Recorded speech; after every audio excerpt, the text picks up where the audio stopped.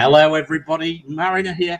How are you doing? We've just had a little bit of drama in Phoenix where Gabe couldn't hear anybody, then disappeared. No such problems in Malaysia with Joe. How are you doing, my friend? It's a long time. Yeah, doing great. Just really glad that the international break is almost over. But yeah, always a pleasure to be with my friends, you guys here. So great, good to be here. It's a pleasure to have you. Gabe, how are you doing, mate? Yeah, good. I don't know. For some reason, I got up to get something. I left you guys with, looking after my stuff. I come back and I have no sound. I can't hear you. I don't know what you guys did while I was gone, but that's why we're late, everybody. So apologies for that. Don't worry about it. I was all set to just say you've just stitched me up and left me with your slides like I did with you last week. Someone has to play the meme role and keep getting here late, right? Anyway, let's crack on then. Let's just go through the usual bits and bobs. So, yeah, this is the matchup show for Game Week 4. And we're going to do the usual bits and bobs. We've got Gabe's philosophy bit. We've got his matchups. We've got the fixture difficulties. We've got some predictions. We've got the algo, and we've got the captaincy metric. And we've got the cat right at the end. And I've got my green screen up because somebody took the piss out of my curtains last week. So that's it. No more curtains. I've got the green screen up, right? So the fashionable brown curtains. We're gonna miss those. Yeah, thank you very much. Thank you very much. So yes, we are Net That Haul. Please hit the like. Please hit the subscribe button. Please hit the bell for notifications. We're doing really well with respect to subscriptions. Thank you very much. We're just around 1,250, so we're 250 away from Nima dressing up as Ali G, and another 750 away from another donation to the Heart Fund. So thanks very much. And we've just passed 5,500 downloads as well as a pod. So yeah, amazing stuff. Very, very quickly, Mini League. Still open for entries. We're going to keep it open for a while. FG1XNB is the code. Prizes, we've got a first prize is a box from at Shirtloop Box. We've got Matt Whelan's book. It's FPL Obsessed, either in Kindle or if you prefer a signed copy, you can have it in hard copy as well. And we've got a subscription for Fantasy Football Fix for 1 year as well. So you can take on people like Big Man, Bakar, Tom, Stevenson, and the rest of us. I'm not going to play Tom's clip. We've seen it thousands of times, Nima. I'm bored of it. But so, but in any case, we've got to try and beat Tom. So who's going to beat Tom? Right, that's the question. I tell you who might beat Tom, actually, the way he started. That's Mohammed Sadiq with Evil SWAT FFC in Singapore. 276 points so far, 1.6k, 22nd in Singapore. That is a good start, my friend. Well done. You have netted that haul so far. So, right. That's the introduction in double quick time. I think that's the fastest I've ever done it, Gabe. I'm going to set you off, and then when you've come back, when you've done this philosophy, I'm just going to say hello to a few people before we get going with the matchups. Oh, okay. So this is the FPL Philosophy of the Week, and this week's quote comes from the illustrious Nelson Mandela, idol, legend. And Nelson Mandela says, "May your choices reflect your hopes, not your fears." And this quote kind of spoke to me this week because of a conversation we had Mariner, regarding choices, and how this game week seems like a differentiating week in terms of, do we reinvest money in our forward line? Do we making decisions of which premium to go with? Whether to hit the wild card, which players to get when we do hit that wild card. So I wanted to bring this quote kind of to people's attention so they kind of make their decisions with their aspirations in mind. The thing about fear is that it actually inhibits our decision making, our capacity for decision making, and it also inhibits our capacity to learn. It's a learning barrier because it creates stress. Fear creates stress, and stress inhibits learning and inhibits clear decision making. So if you can live in your hopes, then you can make decisions that will help you realize those hopes. So May your choices reflect your hopes this week, not your fears. Well, that's fabulous. Well, my fear at the moment is the cat is just about to climb up the green screen. See, the cat wants the brown curtains back too. It's actually moving. Yeah, I don't know if you can see. It's there trying to climb up it. So, it's fun. I mean, look, I agree with you with respect to fear. I think there's a lot of FOMO at the moment, isn't there, with regard to players like Ronaldo and Lukaku, and I mean, we don't even know whether they're going to play yet. Mm-hmm.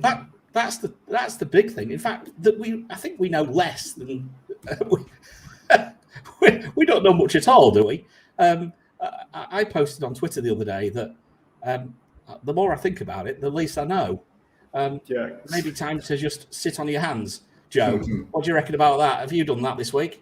Yeah, I mean, I have to agree with. I think firstly, I would like to say something about the philosophy. This quote, I think it's really apt because firstly, like what Mariner or Chris said before game week, after game week 3, before the international break, we were sort of like pretty set, on. Or we sort of like had an expectation of what's going to happen in game week or towards game week 4, and then Ronaldo came in, and then there's this Brazilian squad causing havoc, and also now news of other countries following suit.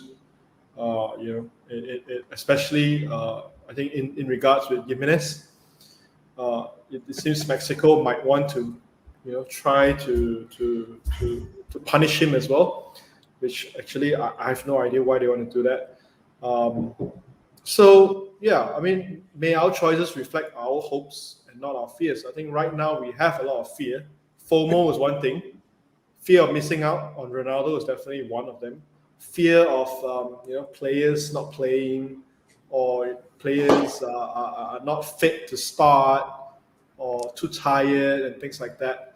So what are we going to do? I think that's the question we need to ask ourselves. I think wait. I think wait. It's the old Braveheart gif comes out, doesn't it? Yeah, I have to agree with that, to be honest, because after game week 3, we thought we had a pool of certain information, but now it seems we don't. Yeah, we don't anymore. That so-called pool seems to dry up in the air. So well, there is another fear in the chat group. Mike Halpin, his fear is Mariner doing an evil laugh after mentioning Arsenal again. I can promise you, it's coming. Mariner, we could use. You said you actually said a quote that could be used in the philosophy of the week, and I know you say that you're not. You and philosophy don't mix very well, but you just said the more I think, the less I know. Yeah, that's. I might have to repurpose that another time. I've got to be honest with you. If that is absolutely, there is no plan in saying that. That was straight off the cuff. The best wisdom is off the cuff. Let me quickly say hello to a few people. So we've got number 1 in tonight was Blue Danube guy as usual. We've got Davindra Raj in. We've got Mike, I've already said. Pavan's in. Jalene's in. Hello, Jalene. She's in bed now. I think she's gone to bed. Rob's here. We've got FPL Sav. We've got FPL Hafiz. We've got Ignatius. We've got FPL Penguin. Sushi Kumar. FPL Dallas. FPL Masha. Jared. We've got Lindsay. Hello, Lindsay. And we've got Dread, among others. And FPL Banger. We've got Cipher as well. So, hello, guys. So, right, Gabe, matchups. So, what's the plan? Well, Siva's just in time for matchups because he spoke about Demarai Gray at length on the FPL Banger podcast. So this week, matchups, I was all over the place. This, Mariner. I don't even remember what I was talking about for matchups last week. And then a couple of days ago, it was something else. It was captaincy or something. And it ended up with a little Demarai Gray scouting report. Well, I have to say, that really surprised me because I was all set for you to do it about captaincy. We only spoke yesterday at lunch and you changed your mind. I did. I mean, there's a lot's been going on, I guess.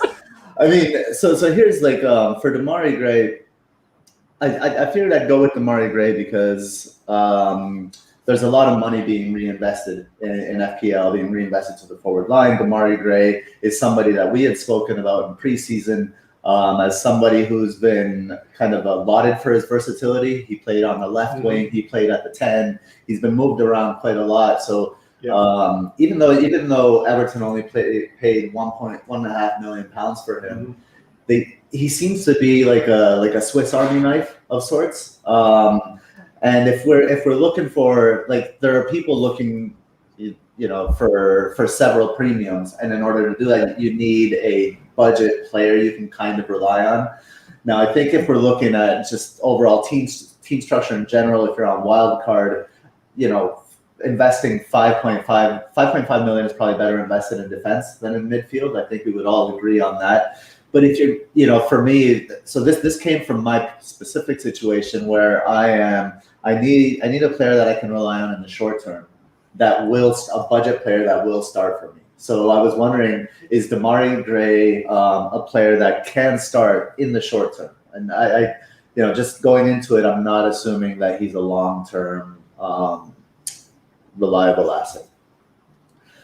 So yeah, let's jump into it. We're going to start with the heat maps. Just take a little bit of a tactical overview first before diving into, just kind of look at his role before diving into like how he executes that role. So I took a look at the kind of the Everton front line, and for the podcast listeners, I'll kind of describe the images on the screen. The first image it's a touch heat map of Andros Townsend, just showing that he plays just outside the box on the right hand side of the field. The next image is one of Doucouré, touch heat map of Doucouré. Doucouré plays just behind Andros Townsend and a little bit inside, if you can imagine, kind of the area to the right side between the center circle and the edge of the box. Then I move to Calvert-Lewin. Calvert-Lewin operates, he does shift around the lineup quite a bit. He shifts from side to side. But his main area of threat, at least, I would say, is right around the top of the box and right inside the box on the penalty spot and on the 6, where you would expect. And then moving on to the left side, you have Richarlison, who's actually plays mostly on the outside of the box. So he penetrates the box from a wide angle, not from the top of the box. So I put these together to kind of show where does Demarai Gray fit into this picture? And if we could get to the next slide. So I've highlighted where kind of all the areas of the field, and then in Demarai Gray's heat map here. So I have Townsend and Iwobi in blue on the right side. I have Doucouré tucked inside and deep in yellow.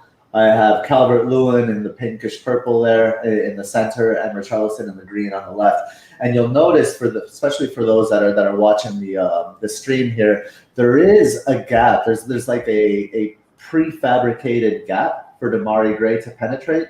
And I found this really encouraging because it tells me that his attack, his role in the attack of the team is actually by design, and it's not by some kind of play breakdown or some kind of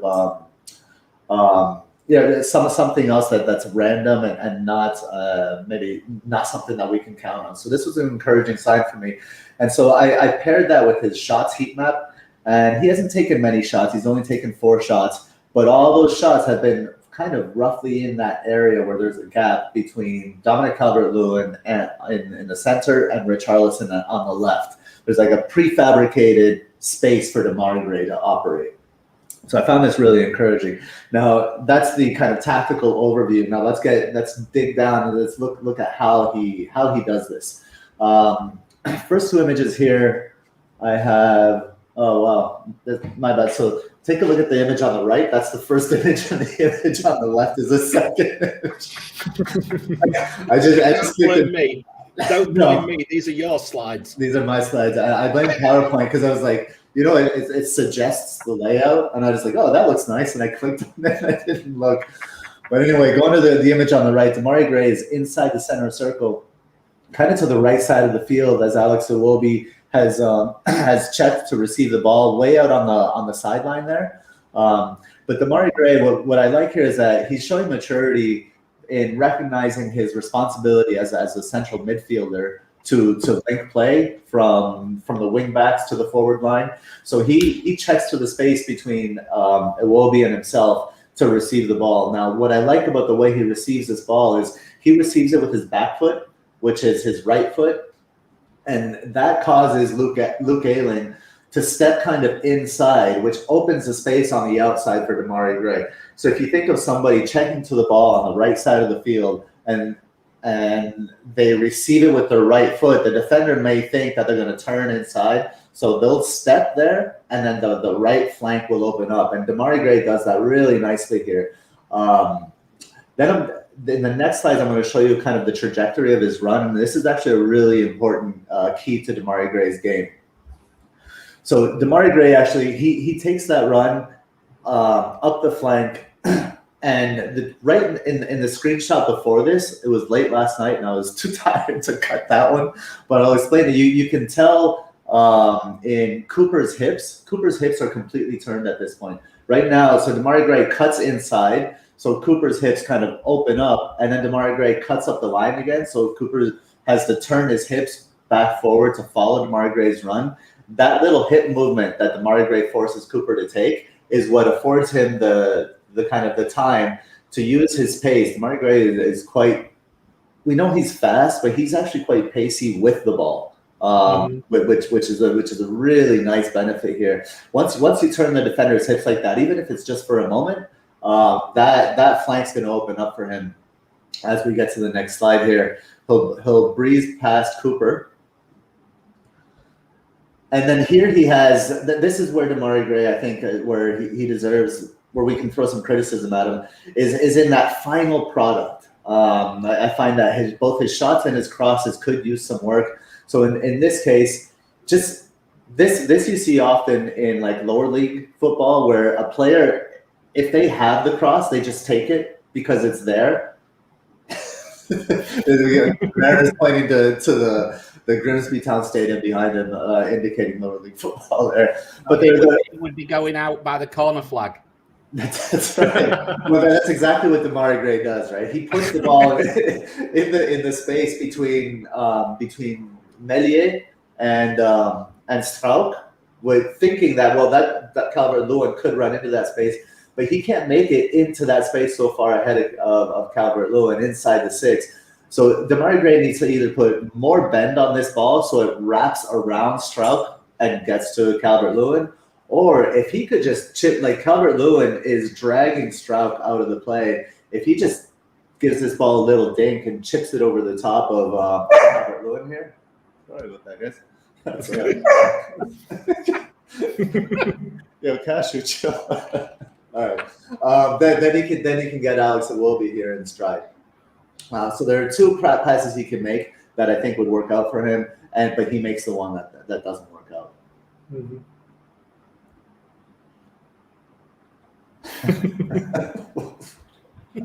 We got dogs, we got cats, we got a regular zoo here.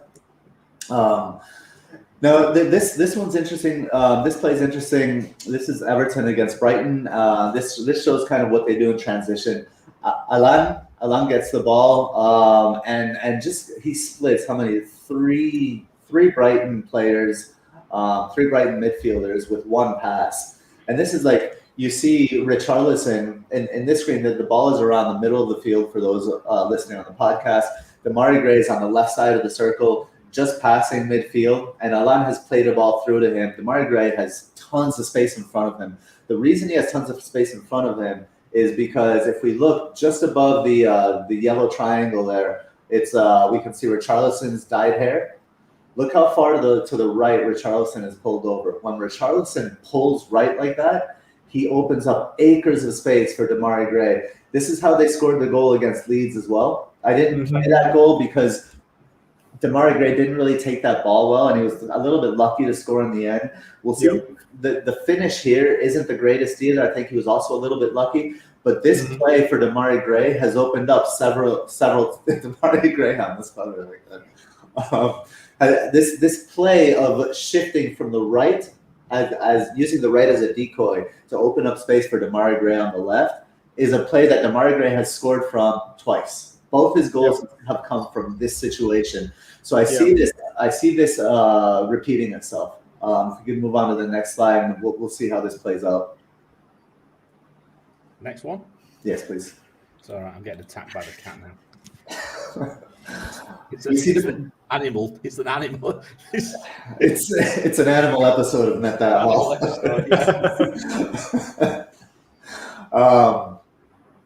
And here again, we see. Look at the angle. I don't know who is that. Veltman. I think that's Veltman that's covering him. I don't remember the Brighton defender that's covering him. But we see how the Brighton defender is actually taking a step inside, right? He like away from Demarai Gray. And you think, why is he taking a step away from Demarai Gray when Demarai Gray is attacking the goal? He's doing that because Gray had actually angled his run that way. Just like he did in the previous slide, he angles his run one way, and then he cuts down the line, and then he goes like parallel to the sideline. And that creates a space right in there, right in this area. If we can get to the next slide. And that's where he takes the shot. And the shot isn't a great shot. He's kind of lucky to squeeze it by Sanchez there. Sanchez should really do better. But it does go in the far post. But that one touch inside that Demarai Gray takes when he's dribbling the ball and then back outside, he's beating defenders like that day in, day out. So I do like him in the short term. I think he will be found out. And I think his finishing has been a little bit lucky, so I don't envision the goals.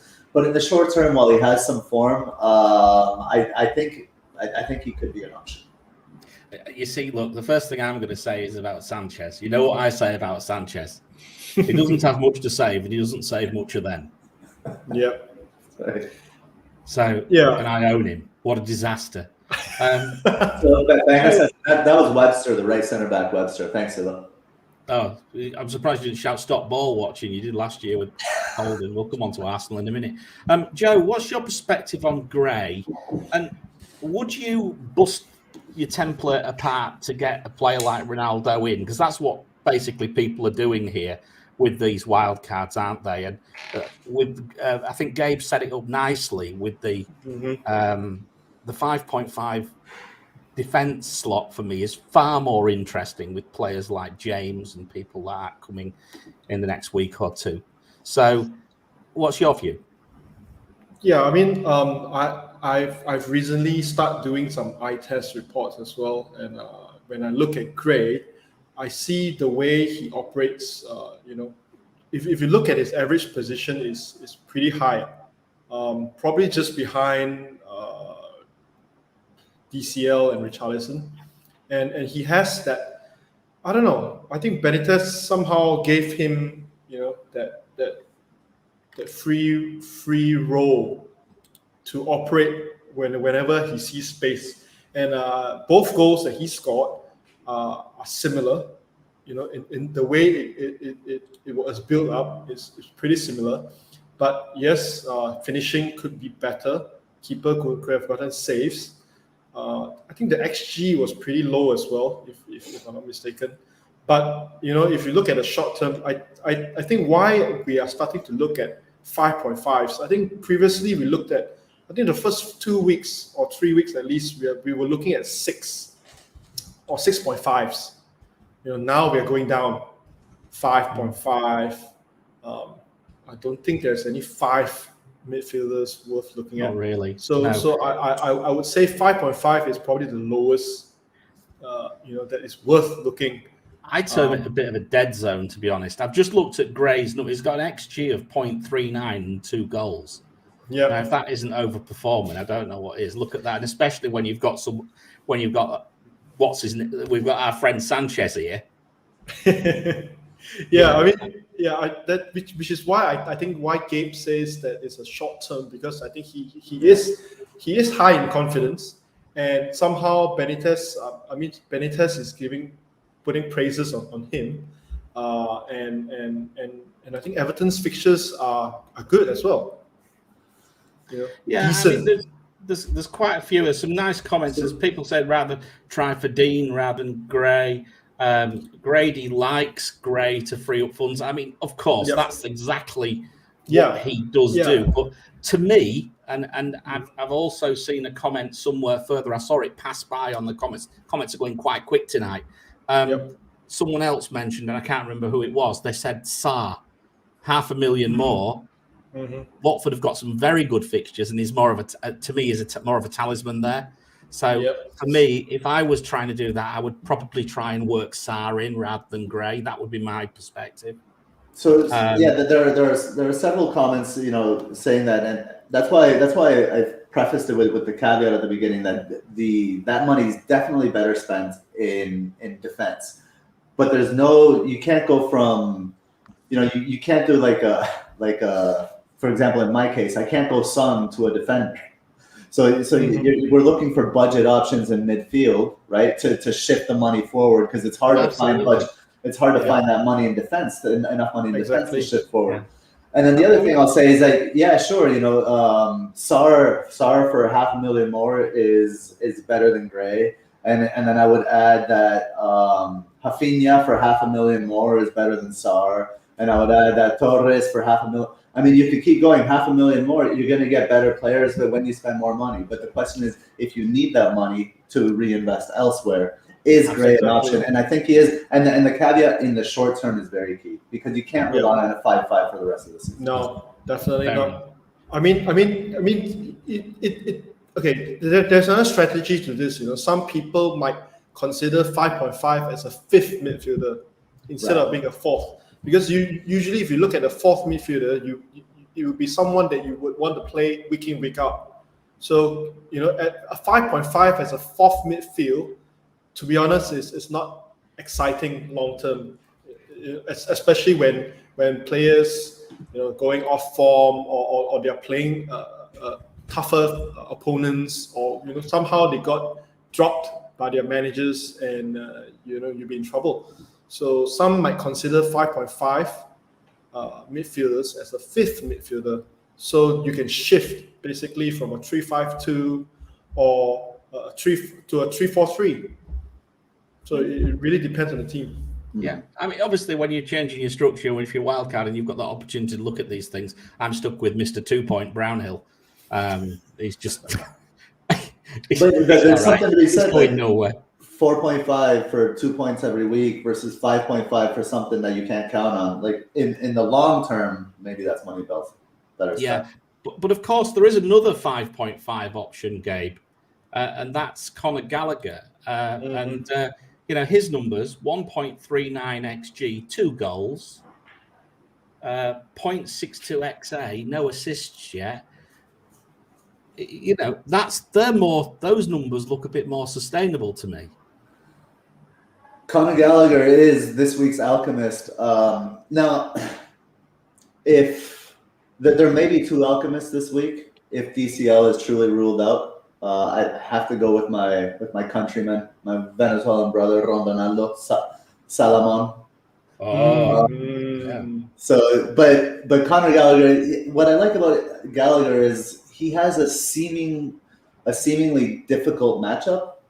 But it's not that bad if you look at certain metrics. First of all, chances conceded from the left. Well, let me read the quote here from. So every week I'll pick there'll be an Alchemist pick of the week, and then it's one of my favorite books in the world. So here's the quote from it. It says, "When we strive to become better than we are, everything around us becomes better too." And the Alchemist pick of the week is That's quite appropriate for Crystal Palace. I mean, I actually think it is, like on a deep level, because of all the signings they've made, right? But it seems like there's like a theme of aspiration in the Alchemist and the philosophy of the week. Wait, so they had to do something. What's that? It's a fact they had to do something. Yeah. I like him, I have to say. But again, fixtures I'll have to look at. I mean, most of us did say we would never own a Crystal Palace player all season, didn't we? In pre-season. Sure, and this is my like a 1 week off the radar pick. Well, Spurs concede. I don't have the numbers in front of me anymore because I have to restart my computer. But Spurs concede a ton of chances from the left. Conor Gallagher operates on that right side of midfield, and then there's another chart. If we go to the next slide, and this comes to us courtesy of at Nick Triggerlips. So he's been doing this study where he's been looking at the ICT. Which is a metric I haven't looked at very much. The ICT index here, and what he does is he looks at the ICT for each team, and then calculates the ICT points conceded by teams, and he's tracking that. Meredith, can you tell us who's conceded the most ICT points? Oh, look. It's Arsenal. Arsenal. Oh, fancy that. I mean, first things first, Gabe. I didn't even know what ICT was. I've just commented in the chat. I actually did an O level in ICT. It's. Please explain. So it's basically how the role, the attacking threat that a player has, right? So bringing it up here, if you bear with me for just 1 second. So we have creativity, it's influence, creativity, and threat. That's what ICT stands for. And if you notice here how Spurs are quite low, so they've conceded 88 ICT points to opposing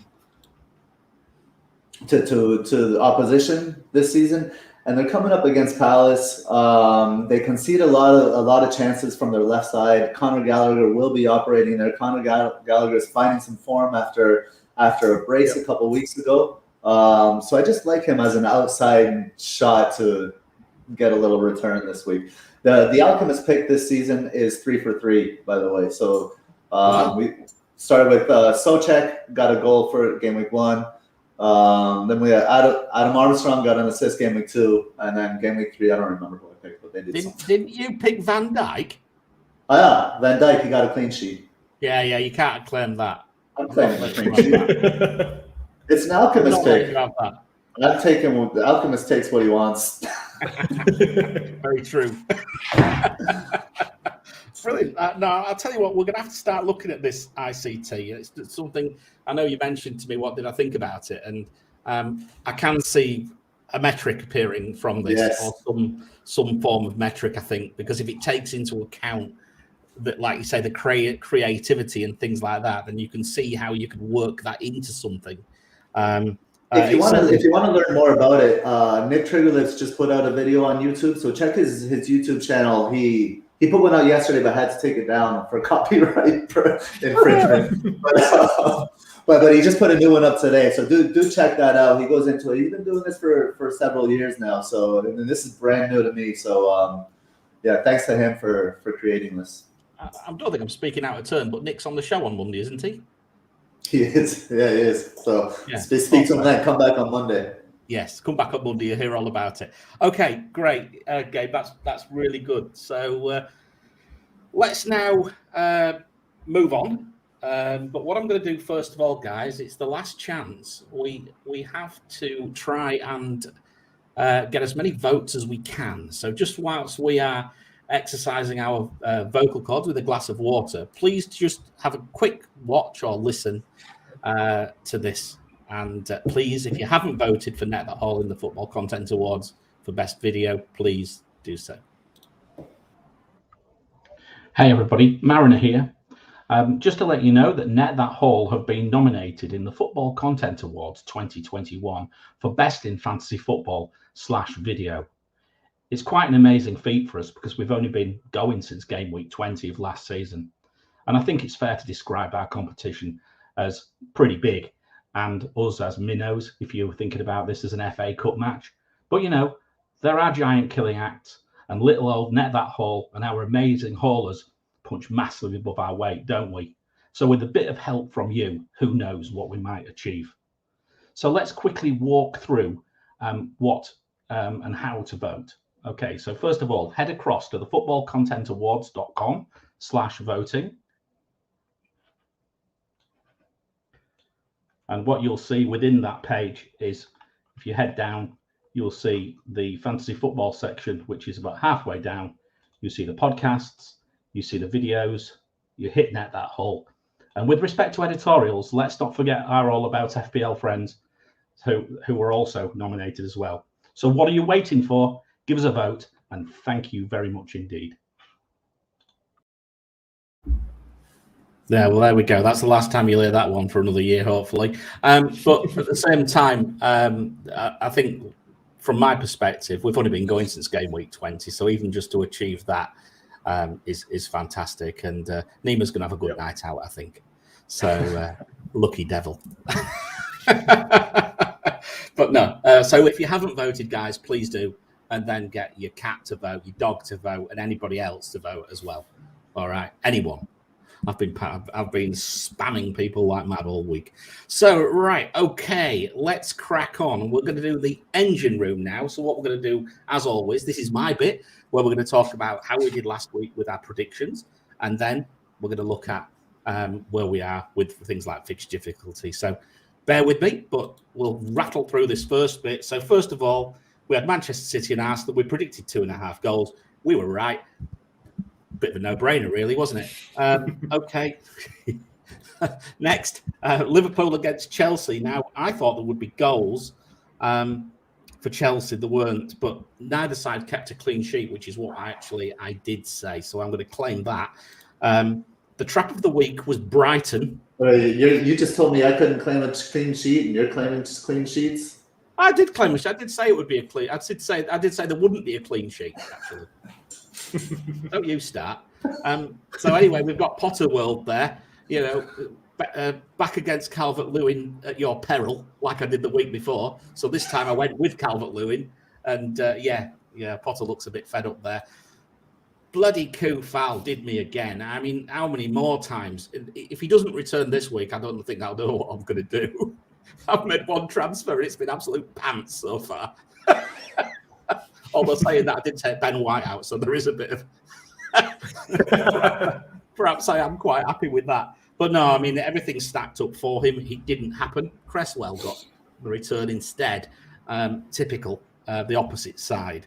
So, yeah, so we did all right. And I think prediction-wise, we showed it on the round table last week. We're doing pretty well with these. So I think let's see how we carry on. And we'll dive into this week. So what we're going to do now then is we're going to look at the fixture difficulty. For the podcasters, again, I'm going to read these out. For the people who are watching it, of course, green's good, red's bad, naught's good, 7's bad for both attack and defence. And what you'll also see is there's a new column, which is VAR. It's not video replay. It's actually the variance between how the teams are performing now this season, home or away, and there's not much data, so before you kill me, against the previous sections. So the previous sets of data, which was 2019-20 with fans, all of 2021, and then the last few games, which incorporated some fans and obviously a little bit of more, should we say, recent performance. So, okay, so starting with home and attack, City are top, 0.7, Liverpool 1.1, Manchester United 2.2, then Chelsea and Everton. And at the bottom, Palace 4.8, Brentford 4.3, Arsenal 4.2, Norwich and Villa. With respect to the VAR, we'll call it VAR, just for shits and giggles. Better. Who's improved? Well, it's hard to say. I had to see how, but City have. Well, maybe we can see how because they played Arsenal. But anyway, in 2 games, they've averaged 4.5 big chances and 2.9 XG, and they've scored 10 goals. I think that probably explains why they're top of the fixture difficulty. Everton have also improved, but that was probably down to the Southampton game. 3 big chances to XG of 2.13 goals. And West Ham have obviously improved as well. There's 2 games there, Leicester and Palace, 2.5 big chances per 90. Only 1.5 XG per 90, but 6 goals a game. So there are plenty of goals with respect to those 3. At the other end of it, worse, Leicester They didn't do very well at all against Wolves at home. They had an XG of 0.8. They didn't have a big chance at all, and they only scored 1 goal. And I recall it was an absolute screamer from Vardy. It was one of those ones, I think, where he probably shouldn't have got it. Chelsea, they're not so good, but it's very early, of course. Home against Palace, they had XG of 1.4 and only 1 big chance with 3 goals. And, of course, that's where my fixture difficulty works on a lot to do with big chances. And Spurs as well, 2.4. So in 2 games, they've only had 1 big chance, an XG of 1.15 and 2 goals. Okay, so that's the first side. I'm just going to go through the others and I'll bring you guys in on just a general sort of chat. For the away side, from a point of view of attack, we've got Liverpool at 1.2, West Ham 1.4, Chelsea 1.9, and then we've got City and United below those. And at the bottom, reading up, Watford 5, Norwich 4.8, Wolves 4.5, Palace 4.2, and Newcastle 4.2. I mean, look, there's one team smashes everything out the park at the moment. I think this is going to be a common statement we're going to say all night. West Ham. Against Newcastle, 6 big chances, 3.8 XG, scored 4 goals. Madness, right? And Brighton as well, 1 game against Burnley, 3 big chances, XG of 2.3, 2 goals. On the other side of things, worse, poorest. This is really, I'm sorry, Siva, this is not, I'm not just having to go at Arsenal, but they are pretty poor at the moment. 2.8 down. So in 2 games, they haven't created a big chance. They've got an XG of 0.45. Norwich, they played City away, enough said. Let's move on. And Leicester in 2 games, 1.5 big chances per 90, 0.85 XG. So very early doors, but what do you guys see in these fixture difficulties? Gabe, can I come to you first? I think the first thing that stands out to me is how the home attack, there's a lot of red in the variance. So the home attack seems to not be as good as what it used to be compared to the other data sets. I look at a team like West Ham, whose away attack is so much better than their home attack. And I think of style of play. This happens to Southampton as well. They're also higher in away because when they go away, they play more of a counter-attacking style. Whereas at home in front of fans, sometimes teams feel compelled to actually play and come out, so they're more vulnerable, they're less effective. So those are interesting to note. The ones where it's better for them, their attack is better away. It probably indicates a counter-attacking style. Yeah, I mean, there's some early. I think when we come to defence, I think there's a little bit more. I think there might be a little bit more, shall we say, stuff which we might be able to nail and say that there really is something in 1 or 2 of these. I mean, it's very early doors, to be quite honest. So let's move on, and I'll quick look at defence and defensively wise. So again, from the top, at home, City 1.8, Chelsea 1.8, Brighton 2.4, Manchester United 2.6, Everton 3.1, and at the bottom, reading up, Newcastle at the bottom, then Norwich 4.9, 4.8, Southampton 4.7. This is Southampton at home, 3rd worst. Remember that. Brentford 4.2 and Arsenal 4.1. And the VAR or the VAR, the same caveats, of course, but better. Who has performed better than we expected? Brentford. Brentford, 1 game against Arsenal, they didn't concede a big chance, but by hell did they concede some shots, and 22 shots and 13 in the box. So whether let's see about that. Palace didn't concede a big chance against Brentford. Not 1. XG of expected goals against of 0.7. And Liverpool in 2 games have only conceded half a big chance per 90 and an XG of 0.8 per 90. So there, I think, we can safely say, I think maybe the Van Dijk factor is starting to kick in. And on the worst side of things, I'm sorry again, Arsenal conceded 5 big chances and an XG of expected goals against of 2.7 against Chelsea.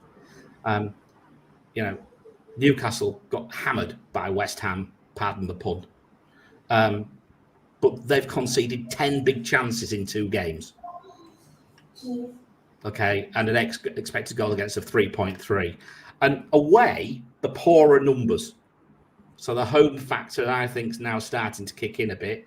We're seeing City at 2.1, Chelsea at 2.8, Everton 3.1, Wolves 3.1, Spurs 3.3. At the bottom, Burnley 4.4, Palace 4.4, Leeds 4.3, Southampton 4.3, and then Norwich. So that's not quite so bad. So again, are teams sitting back a little bit more? I'm not quite sure. I'll bring you in a second, Joe. But look at this, and I think this is the key interest one. Brentford improved, 3.1 improvement. They've only conceded one big chance in 2 games. They've played Palace and Villa. I don't think either of those places are easy places to go. I've been to both grounds, and they've conceded expected goals against of 0.8. Okay, Wolves as well, minus 2.7. They've only played Leicester away. Of course, we've said about Leicester. And Newcastle have actually improved a little bit away from home. But that might be, again, because it's Villa. And there's a little bit of a factor there. But 2 teams have played Villa and 2 teams are improving. So whether that's the fact Villa aren't very good. Joe, Brentford, what's your view? They've got the same type of kit as Sheffield United, are they? Yeah, exactly. Are they the next Sheffield United in waiting?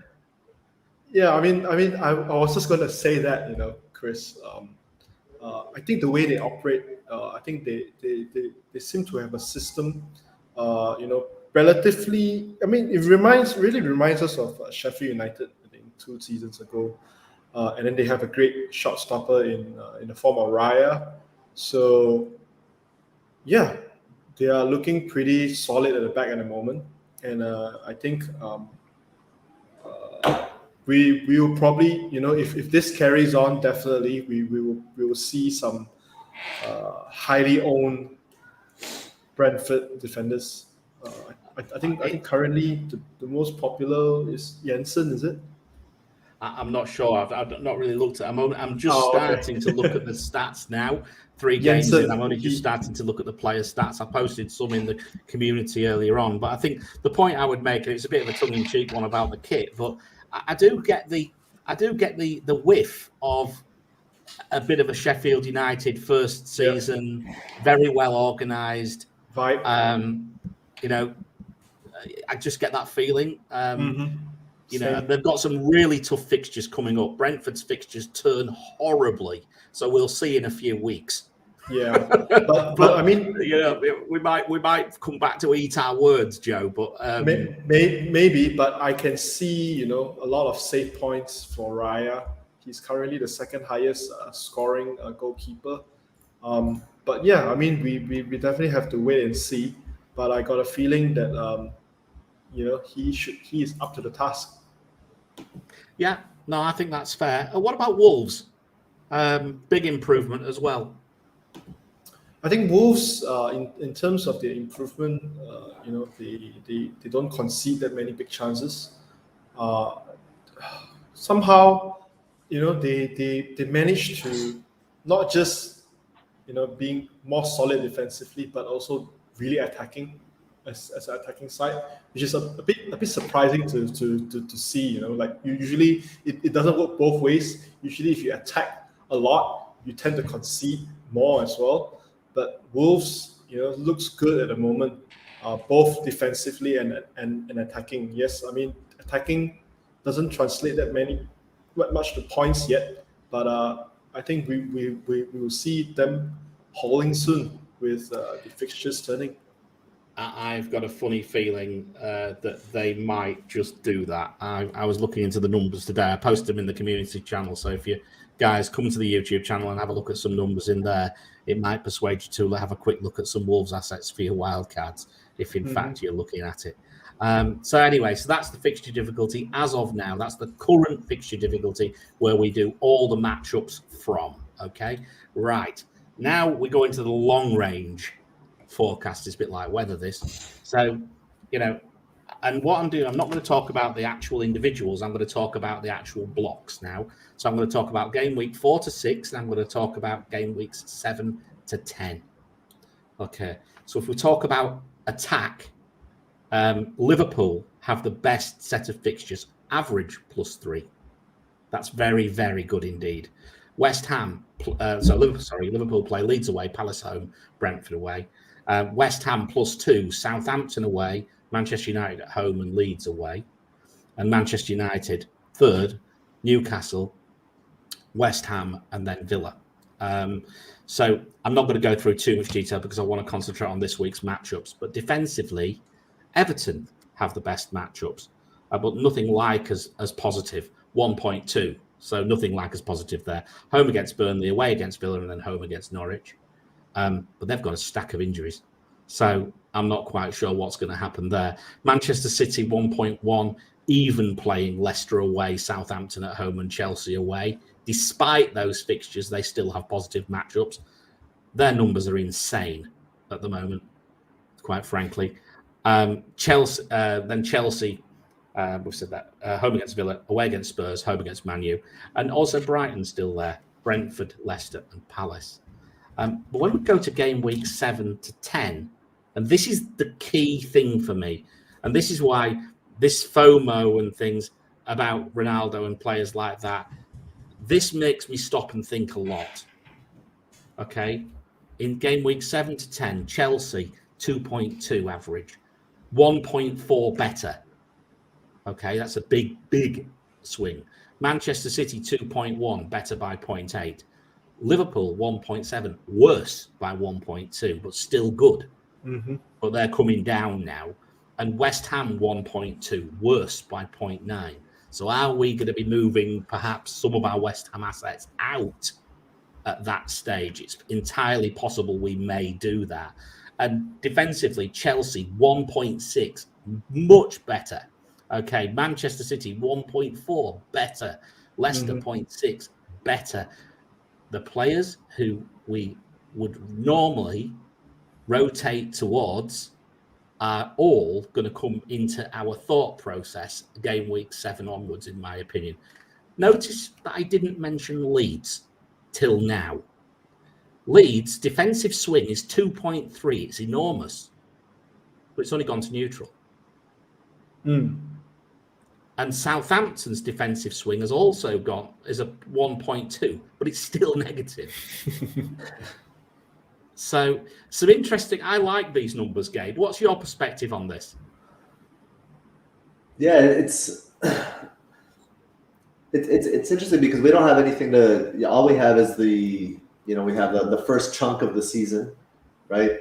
And the results in game weeks 4 to 6 could change this a lot. So I think looking at the 7 to 10 is like I think that's probably where we should be looking right now in terms of planning and transfers and all of that. But in terms of matchups themselves, maybe I would focus more on the 4 to 6, on the more immediate. I don't know that I'd agree with you, actually. I think these are pretty much set in stone because remember, these are long-term fixtures. These are pulling data for a long time. So even if things move, they're not going to move that far. Right. There's one or two. I mean, West Ham, for example, is one which has moved a long way. Why is that?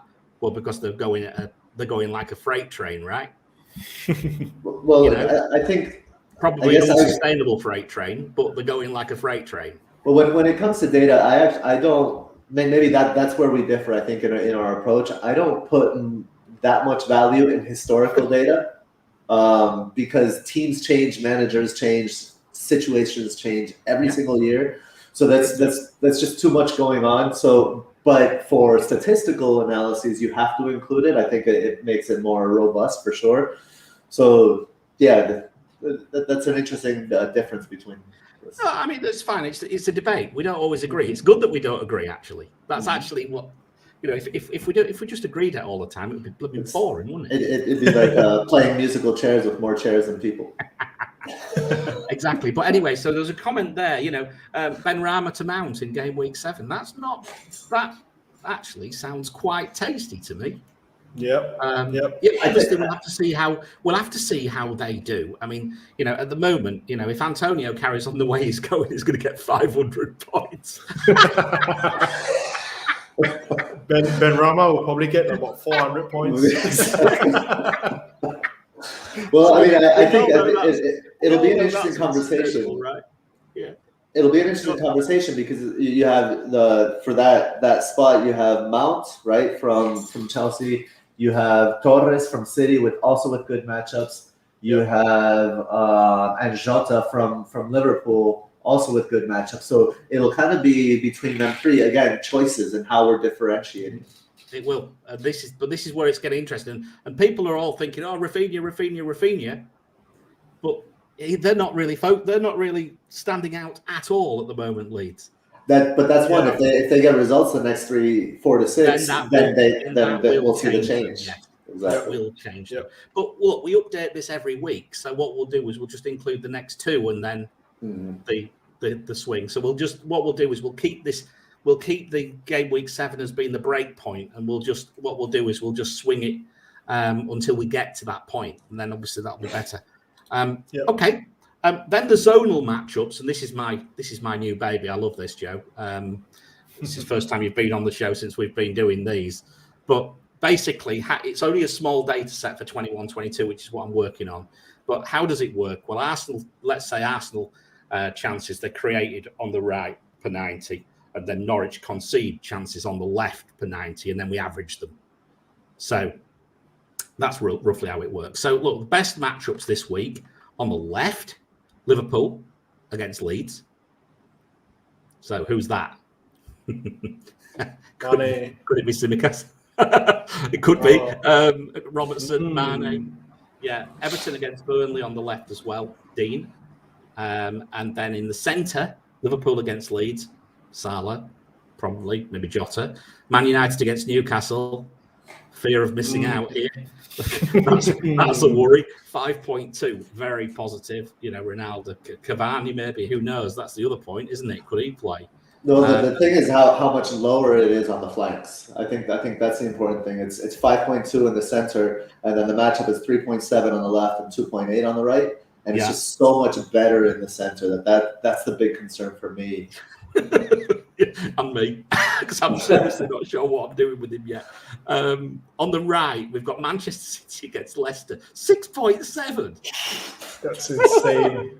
I mean, I still recall Mahrez just came in for less than half an hour, and he created like three big chances in just less than 30 minutes. If anyone sold Mahrez, look away now.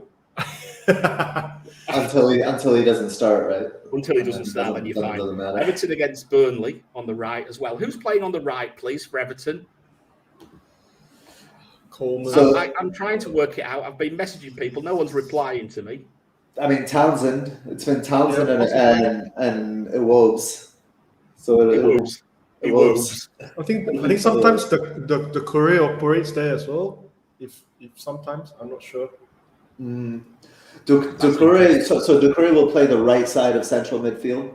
He'll play, Allen will play at the 6, Ducouré will play at the 8, and it's kind of like a double 8 with Ducouré and Gray, but Gray does get a little bit more forward. I think Coleman got an assist. I think last. Yeah, he's injured though, isn't he? Oh, Coleman's out.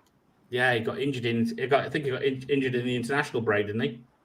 I'm pretty sure he did. Yeah, I think he did. So that's a problem. So again, I was looking at the fullback, thinking, Burnley they don't score much, and I was thinking, who's it going to be down that right hand side? I can't work it out. Could be Hibbo's mate. Could be Holgate.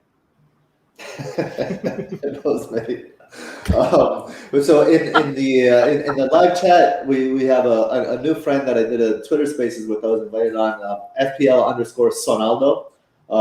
Great guy doing content in Korea. And I mentioned Wolves. The Wolves right side against Watford is an interesting one. And then West Ham right side is kind of like a last chance saloon for Vladimir Sofal, huh? 100%. He's toast. If not, I still think I'll have to check. I think he's maybe got one more decent fixture. But yeah, West Ham 5. Down their right against Southampton. Interestingly, again, don't panic about the Antonio side of things. They don't create much down the middle, but by goodness, does he finish them? right? Yeah. And then Wolves against Watford, 5 again. So Trincao, Semedo, one of those two perhaps. Both really tasty options. I actually went with my differential this week. I was going to go with Semedo, but I went with Trincao in the end. His numbers are better. Sorry, Gabe. You went with Trincao? Yeah, I went with Trincao in the end for my differential this week for Serpent. So, yeah. So interesting there. And then on the long range, if we're going out long range, who's better? So Liverpool 4.4, West Ham 4.1, Everton 3.8, Leeds 3.8. So if you look at it long term, guys, this is where the matchups are good between game week 4 and 7. Through the centre, Manchester United 4.5, Wolves 4, Liverpool 4, Burnley 3.9. Chris Wood, anybody? Manchester United 4.5 is a concern if you're not on Ronaldo early, I think. And right, City 4.6, Wolves 4.6, Liverpool 4.1. So I think they're the key ones to me. And I'm going to use this a lot more, Gabe. You've really got me into this now. I am really going a lot more into zonals this year, far more than I've done before. And this metric, it makes things so much easier for us when we're analyzing the matchups and putting it together. I think it's so nice to have it. Yeah, it'll be interesting to see how it performs. Actually, whether we start to get it right. I know there's been comments in the YouTube chat saying, "Oh well, why do you say how well your matchup's done, mate? I ain't got time. I've got to prepare the next week." That's the other thing I would say is, you know, these matchups analysis, the zonal matchups analysis, need to be taken with a large serving of salt, because this is only based on chances created and chances conceded. To get like real, like more accurate analysis here, we would need XG and XG conceded from the specific zones of the field, and then other analyses that go with it. So this is just as a general idea. Yeah, come the day of the revolution, we might get something like that. Who knows? But yeah, I agree with you. We have to take it with a pinch of salt. But it's all we've got to work. It's what we've got to work on. So we have to work with what we've got, right? This is an interesting point by Podna in the chat. City third keeper playing. Do these numbers reflect that? And of course, that they do not reflect that at all. No, you've got to think for yourself. I'm sorry, you've got to think for yourself. Numbers are numbers. What you've then got to do, numbers will give you, will paint a picture, but then you have to work the narrative. Yeah.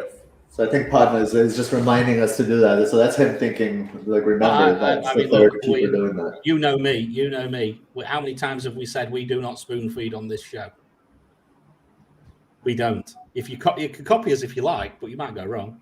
But the point is that, you know, from the perspective of these numbers, you know, you're right. There are so many caveats that you have to put in, and so many, like players being injured, players not coming back from international duty, perhaps the key players missing.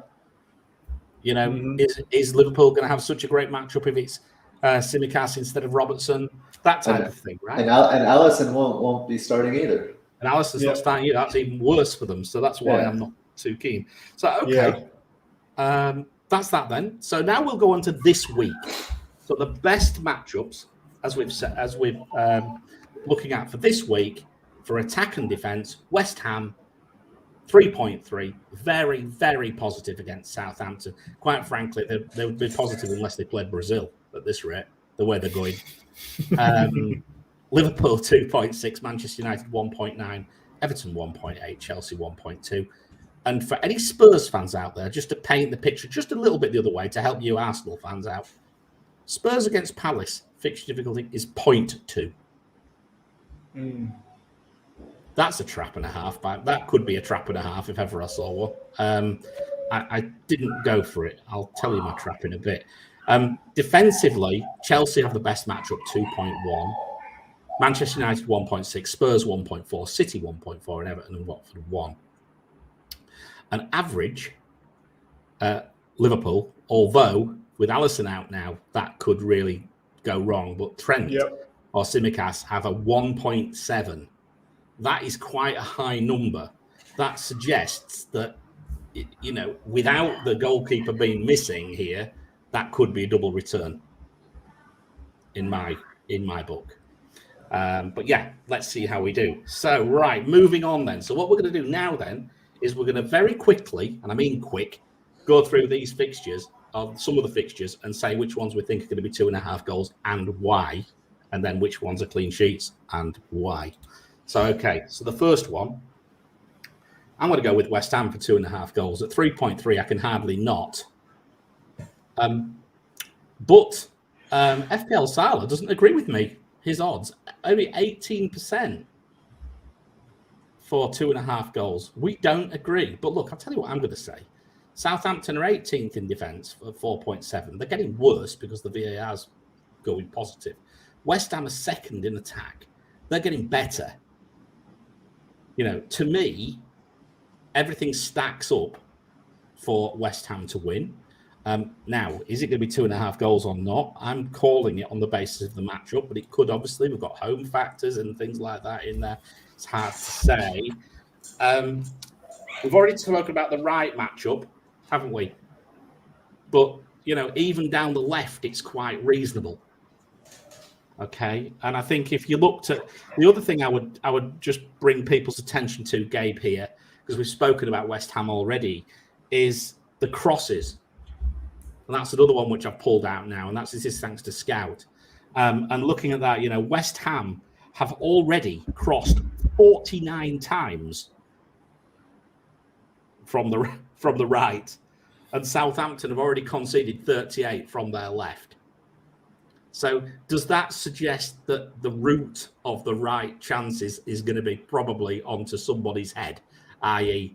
a Souček or a Antonio? Do you think it's going to be? Is it going to be a headed goal this week?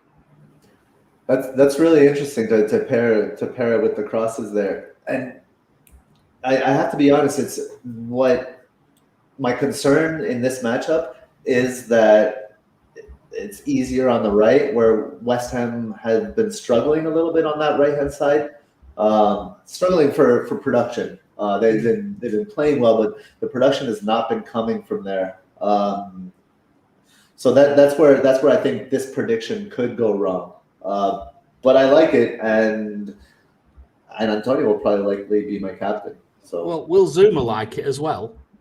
That's an interesting one. Yeah, interesting one. Yeah. Will Zuma like it too? You know, there's plenty of people going to be, stacking up for these headers. I think anyone who owns Cresswell, I think, is going to be rubbing their hands. Actually, I think he could be a good pick going forward. So anyway, so we'll go for that. Gabe, counter-attacking, just very quickly. You mentioned to me when we were chatting off air that you thought it could be a counter-attacking sort of day. Yeah, so we were talking about the West Ham are better. We were talking about that earlier. West Ham are better on the road. They're better. Their attack is better away because they are, with fans in the grounds, teams don't feel like they can just sit back and play a counter-attacking style because they feel like their fans want to see them play, and so sometimes they overextend themselves at home. It certainly has been the case for Southampton in the past that they do this. So if West Ham are kind of sitting back and letting Southampton come onto them, I think they could have a field day with their counterattacks. Could be interesting, couldn't it? And there's another player who's actually underperforming his stats, and that's Bowen. And there's another one who's lightning quick. Could well be maybe getting something this week. So anyway, so that's that one. The next one is Liverpool away at Leeds. Yeah, it's an away fixture. But Leeds are off the boil with respect to defence at the moment. They're getting worse. There's only a 37% chance of 2.5 goals, according to FPL Salah again. But, Liverpool are as good as they ever are away. There's 1.2 fixture difficulty, and it's the same as what they've been. It's a VAR of 0. So they're just the same. Liverpool's left 5.3 per 90. Okay, versus Leeds right, 4.7 per 90 gives 5 chances. Centre, again, Leeds concede the worse for conceding chances through the middle at 5.7. And Liverpool are pretty good at creating chances through the middle at 5. That's a really good matchup down that middle. And on the right, Liverpool are extremely good at creating chances, but Leeds are actually pretty good at defending them, not conceding them from there. So that could balance its way out. Liverpool 51 chances from the right-hand side so far this season, Gabe. I mean, Joe, what's your perspective on this one? Where are you? What do you see transpiring in this game, and what do you see from these numbers? I mean, judging how both teams like to attack, definitely we can see goals. I think Alisson being out is a huge blow for Liverpool. Like how we saw Alisson single-handedly save our clean sheets, I think for Gameweek 1 and 2. So I can see goals on both sides. 2.5 goals for Liverpool. It could happen because last season I think it did happen. Liverpool won 4-3 in that opening game. With the Salah hat trick. So yeah, I mean, this matchup screams goals. It does, and this is my next question. This is the question. This is the $1 million question. Well, actually, 4.1 million or 4.1, or is it 4.1 million dollar question or £1 million question? What do we do with Tsimikas? Do we hold him, or do we look at this matchup and think Leeds are going to score? What's the point in having him? I'm going to move him out and I'm going to bring Jota in as I originally planned. What would you do? Okay, if I have 2 free transfers, I would probably do that. Shift it to Jota, because you're not just looking at this matchup, you're looking at the next as well. Because Firmino, I think he'll miss at least 2 or 3 games, and this is the time for Jota to actually stake his claim. To be honest, I think if you compare to last season, somehow Firmino this season, I don't know, maybe it's because of his involvement. I'm not sure whether was he involved much with Brazil before the season. I don't know, but I mean, he's out for a couple. They say he's out for a few weeks, didn't they? A couple of weeks, I think, is what people are saying. So that's not too long, but I think it could get me to a wild card, and even then, I think it's a hamstring, isn't it?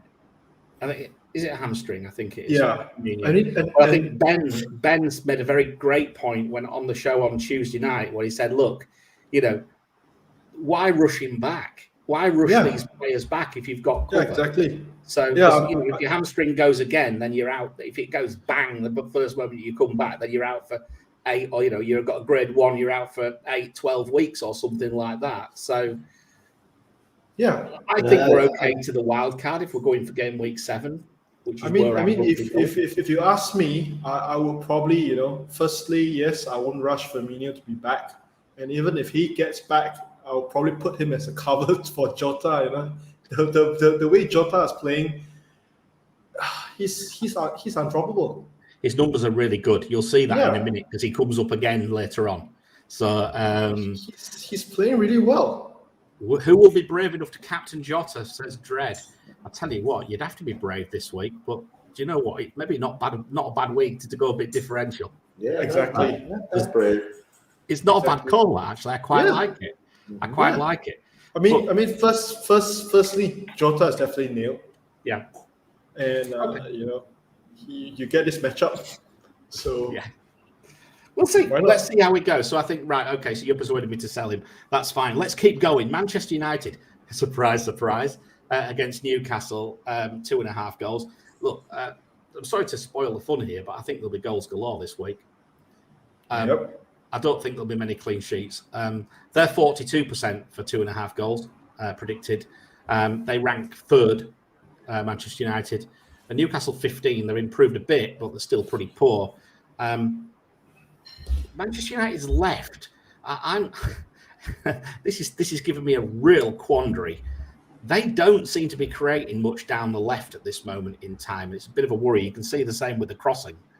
They've only created 29 crosses, 19 crosses from the left. So it's not great. And of course, I'm owning Shaw, and I'm thinking, please goodness, please God, there's another player who's on the chopping block potentially. And I'm a bit worried about that. But what I do have solace in is the fact that, we're just going to plant it on Ronaldo's head, and then the rest is history, right? Yep. Because that middle matchup's amazing, as we've said, but the crossing data is rather neutral. But yeah, I think we'll come back to Manchester United in the matchups in the captaincy anyway. But look, let's say very clearly 2.5 goals. This is going to be the interesting one: is who's going to get them. I still own Greenwood. I own Bruno at this moment. I may not be owning Bruno by the time we get to the deadline. I think there's a few of us like that. I think that's a mistake to get rid of Bruno for this game week. I think it's a big mistake. Only because you have to take a -8 to get Ronaldo in. Right? Actually, no. I just need a -4. I can do it with a -4, but I'm not. After thinking about it all week, I'm not like. It's not. I doubt I will take out Bruno, a player that's nailed and has led this side for so long, for a player that hasn't even played yet, and then for hits, and then it's the matchup is good for Bruno as well. It seems like a recipe for disaster. Yeah, well, it's Bruno or Jota for me, because that's the move. Bruno to Jota. Yeah, I would go Bruno to Jota. I go Tsimikas to probably Livramento, and I would then go Ings up to Ronaldo. That would be my moves for a -4. So that would be more -4. Yeah. And with about 0.4 in the bank, so I've got enough to be able to sit and wait. There's just something about taking a player that's so that the matchup here for United is good in the center of the field, and you're taking out a player that operates in the center for another player that operates in the center. I don't know. I would be very worried. It's a bloody nightmare. It's a real nightmare. So maybe the best thing to do, as I said off air at the start, is only make the moves to what you know is going to happen. If you've got no news, don't do it. That might be a safe move. This could be carnage this game week. It really could. It could be chaos. But come Saturday night, Sunday, absolute chaos. Everton 2.5 goals as well. I'm on a roll today. Everton 2.5 goals, 2.6, very improving against flat bottom Burnley away from home. Yes, they got battered at Anfield, so read into that as you wish. But, the matchups are pretty good, as we've already said. The problem I've got is Coleman's not playing down that right, so I'm not entirely sure who would be the best option there. But Everton's matchups are good. 4.8 expected chances from the left, 3.5 through the middle, bit down, but 5 from the right. They're looking solid. I'm just a bit concerned whether, I think Richarlison's available, isn't he? I think have they struck a deal with the Brazilian FA or whatever? Yeah, Richarlison is in their good books, so he's allowed to play. Yeah, it's crazy. Yeah. So anyway, so there we go. So that's that one. And the last one, I think, yes, it's Chelsea against Villa. We know Martinez isn't playing, but now we're not sure about Lukaku. Are we? Does anybody know whether Lukaku is playing? I've seen him being talked about a captain option today. I've seen it 2 or 3 times. People saying he's a captain shout. Well, I don't even know. He's flagged. How could he possibly be a captain shout? Not for me, unless I know he's playing. Don't captain flagged players. Flagged player. Well, these are big accounts. No, I mean, if we should tell that to DCL for the past few games. Don't captain the flag player. That's a fair point. That's a good point. But flags can be removed, right? Flags can be removed. Yeah. And where are we now? We're only at Thursday. So I'm not saying this is a bad thing, but I'll tell you what I will say, right? If Lukaku is not playing, I'm not going to go for 2.5 goals. I'm going to take it off. Yeah, fair enough. Because then you're stuck with this guy. No chance. If Lukaku's out, Werner a punt? No. I could have said something really bad then, but I'm not going to say it. You watch yourself, Mariner. We don't want to be banned on iTunes India for I had for to our stop language. myself there. Clean sheets were staying in Chelsea. We're staying with Chelsea against Villa. 58% chance of a clean sheet, Chelsea, this week. Really, really tasty. Villa's getting worse. Chelsea are improving defensive-wise. Villa don't look like they're going to create much at all, quite frankly. Buendia's out. Yep. You know, Ings could always get something because he's just that type of player. Scores out of nothing. But, you know, realistically, the only thing I can say, the only chink I can say for Chelsea is they are conceding around 11 crosses a game from each side. That's the only thing I can say. But they're probably defending them. You know, but anyway, there we go. That's an interesting observation, just because if you think about as a manager, if you have center backs that can handle crosses and you want your wing backs to get high up the field, maybe you're okay with conceding the crosses, knowing that you can handle them. Rather than pulling your wing backs back to defend them. So that'll probably continue. We'll just mop these crosses up, and it doesn't actually affect the overall numbers. Hence the fact they're not conceding chances there. Yep. Mm-hmm. Yeah, possibly. Good way. Good, nice observation, sir. I like that. Okay, and Manchester United against Newcastle, 55% chance of a clean sheet, which I think actually supports a captaincy option for the midfield there as well, which is maybe a Bruno shout. I don't know. There's an extra couple of points possibly to be had there, unless he picks up a yellow card again. Maybe Luke Shaw, captain. We're going to come on to that gentleman's appearance in a minute. But look, United ranked 4th at home, but they're not quite so good where they were. But Newcastle attack is 16th. Wilson's out. Look, if this tells me, looking at this here, Newcastle are going to create the chances down the right. That's St. Maximin. He can get a goal, but I still say I think there that this is a fairly solid clean sheet shout this week. But you know, it's the chances down the right. Newcastle's chances down the right is supported by the crossing data here, Gabe. 12 per match down the right. Yeah. So, you know, again, are Manchester United going to just mop them up? Or, you know, have Newcastle got anybody in there to finish them off? Joe Linton? Your boy. Gale, probably Gale. As the chair collapsed again, I've just brought Joe Linton up. Oh, good God. Really? I mean, look, I think it's a clean sheet. If it isn't, I'll be surprised. I really will. So, anyway, so that's the predictions. So now let's keep going. We must keep going, because now I'm going to bring the trap of the week up, and then I'm going to. This is my call, nobody else's. So shoot the Mariner. I think Arsenal are going to concede. There we go. That's my call. Ben White. Sorry, boys. Nothing more that Nima owns him, and we've got the same team pretty much. So, and you, Joe, I think you own him as well. So I thought, I'd have a bit of fun with you all here. I have Ben White since game week 1.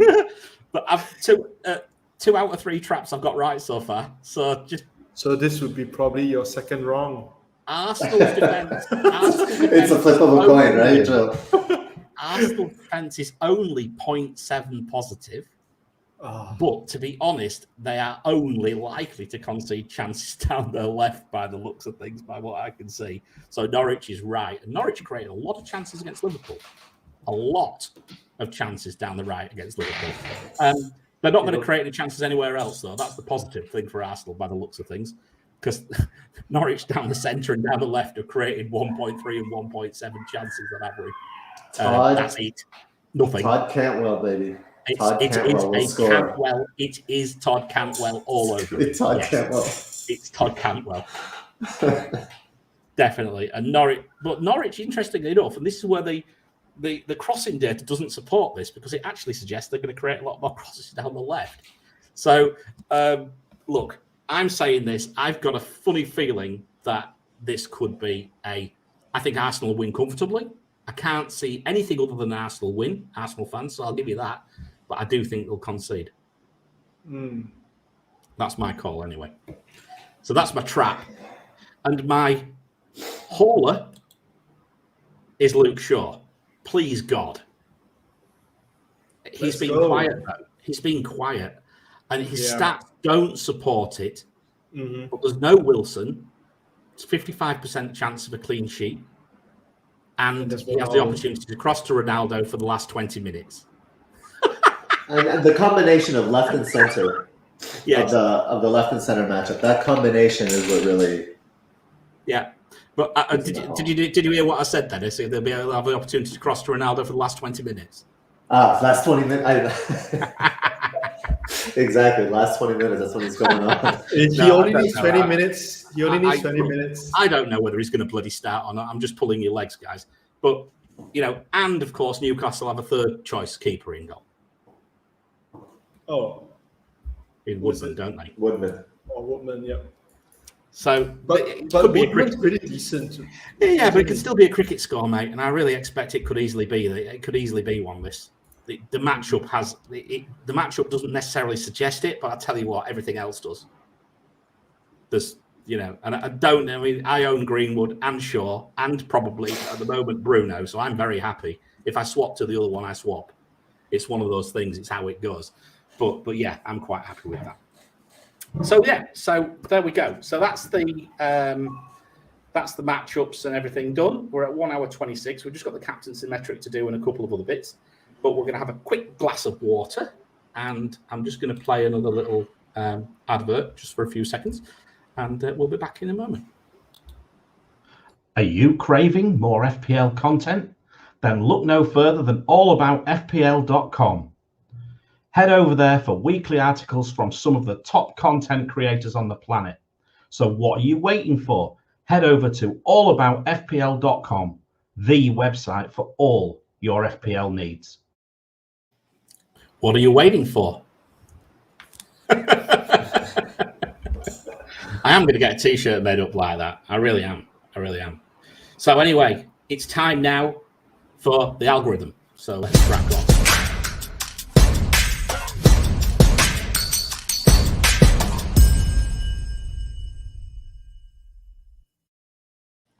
So I'm not going to go through the rules. You know them. So what we'll do is we'll go straight to it. So how's the algorithm doing? Well, at the moment, game week 1, it got 89 points, averaged against 69. Game week 2, it got 82 points, average of 56. And game week 3, it's got 58 points, average of 54. I think it's took about 40 hits so far, the team. So it may as well be your team, Joe. I might let you run it. See if you're the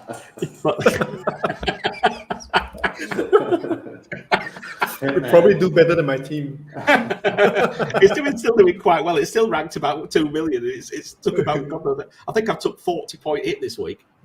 I have to be careful. I don't do it with my own team. Bloody hell, I did it the other day. Oh, God, I nearly died. What are we going to do this week? Well, this is the team. And it's going to be, it could still change, I'm afraid. I'm sorry to say this, guys, but if there's any news on players not being available, I think we're safe. But we're going with Antonio, captain. Nice, I like it. We are going Antonio, captain, first things first. And we are going Salah, vice-captain. We are going Lloris in goal. Will it be 4 clean sheets on the trot? We've got double Chelsea defence in Alonso and Christensen. We have also in defence Kufal and Dyer, so we're doubling up on Spurs. And we've got Tsimikas in there because he's cheap. And that's so we can afford Diego Jota, who partners Salah in midfield, along with Bruno, Dele Alli, and Benrahma. So but Ali is going to be on the bench. He's 5th mid there. And up front, Antonio and Richarlison. God, no. I nearly threw it out the window when it picked Richarlison. But do you know what? He's affordable, and because I'm taking so many hits, I've no team value in it. That's the problem. and Dennis on the bench as well. So there we go. So let's see how it goes this week. But it is a bit dependent on what happens. And but I think we're pretty safe. But I quite like it. I like the Chelsea double defence. I like Spurs double defence. I like the Kufal pick because I think he can get something. I like obviously Liverpool. I like Manchester United, and I like West Ham. So I'm fairly happy with it. What do you think, Gabe? I don't like the Dyer pick.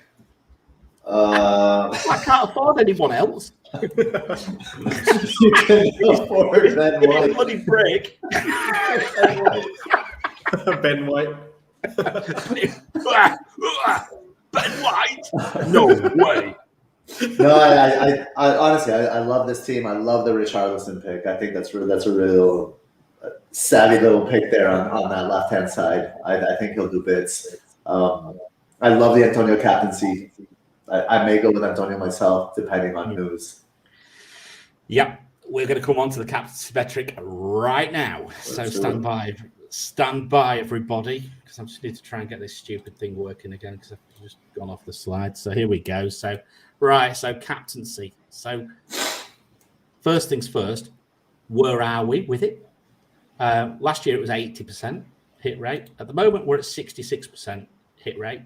Well, we've missed one, which was Salah, and we only just missed that. I was still sick of that because I'm still convinced that wasn't offside. I'm not letting anybody tell me it was. It would have been pretty good there. But no, anyway, we've had two really nice hauls with Salah and Antonio. So we're going at 62 points at the moment, 20.7 points per game week. Happy days. Okay, so I'm very happy with that. So shall we have a look at the captain metric? We'll see what happens. So, are we ready?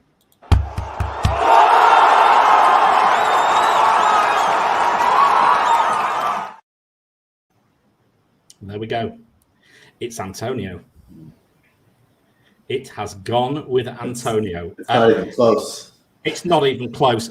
The bloke, it's ridiculous. I have never seen anything like it. It's just madness. 5 double returns in the last 12 games and 7 single returns. So 7 times he scored 1, 5 times he scored 2. So so he's blanked 5 times, but ridiculous. I mean, 42% haul rate. I don't think I've ever seen it, Gabe. Have you? I've never seen that haul rate. Most players don't even have that return rate. No, but look at it. I mean, 125.4 fixture difficulty away.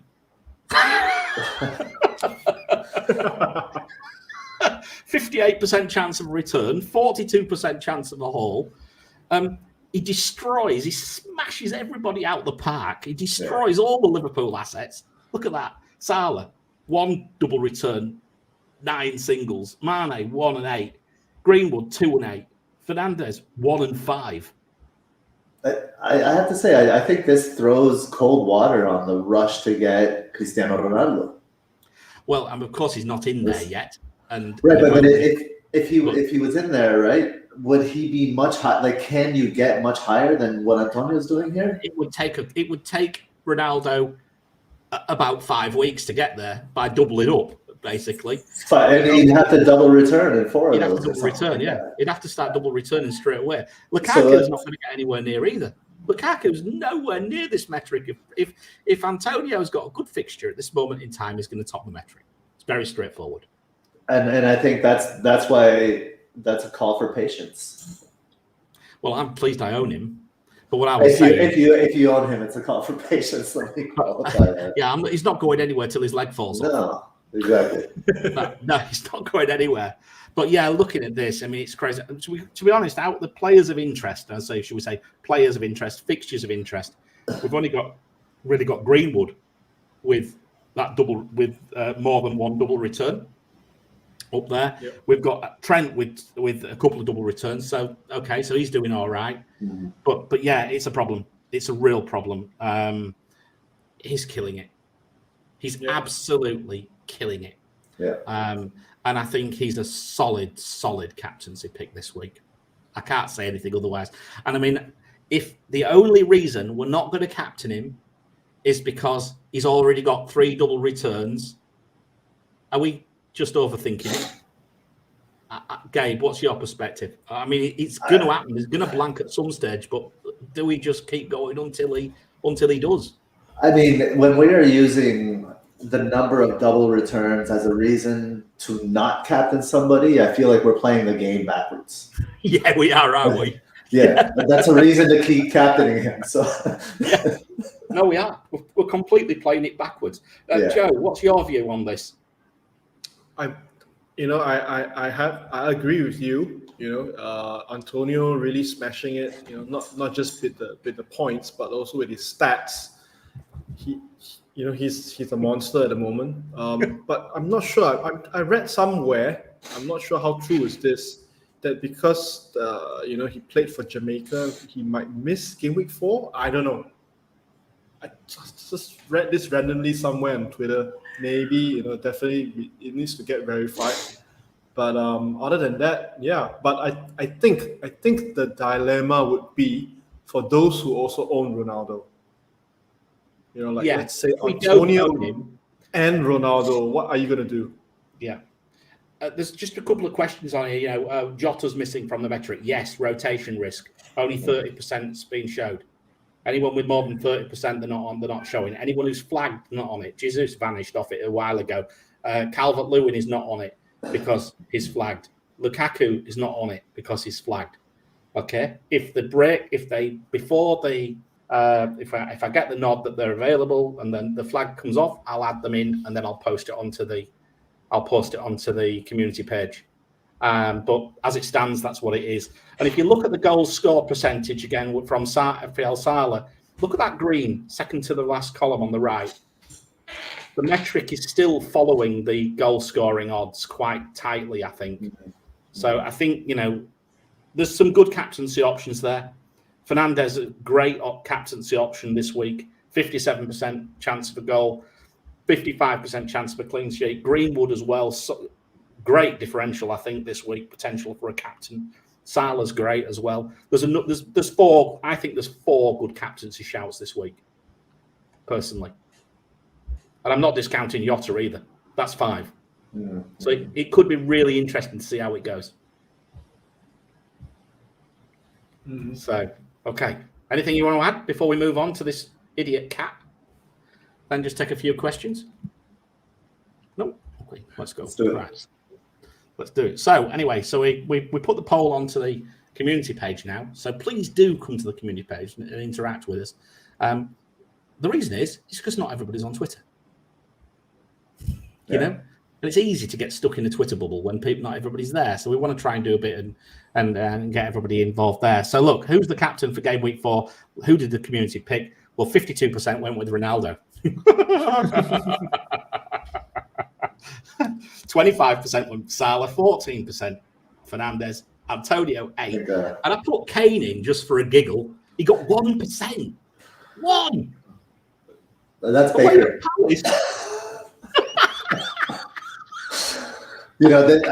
I love this the poll because I love the smell of opportunity in the morning, I guess. Antonio 8%. So nice. It's so good. Yeah, it's looking hopeful, isn't it? Right. Anyway, so let's play this moron cat and see who he goes with, just to really put the cat among the pigeons. Here we go.